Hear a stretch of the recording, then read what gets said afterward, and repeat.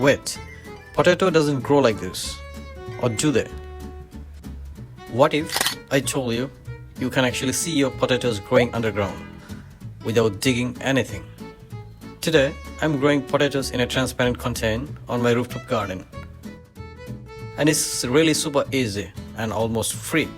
All you need is used plastic container, some soil, and spread out potatoes. Start with the base layer of soil. Place your potatoes and lightly cover it with the soil.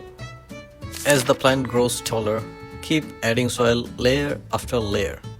This helps more potatoes form along the stem. Yes, more yield from one plant. And here is the magic.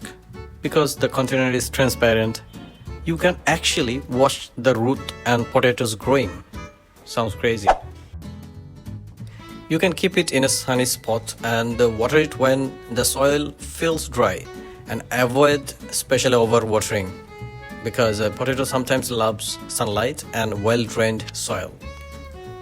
I'm growing this right here on my rooftop using recycled container from a refrigerator.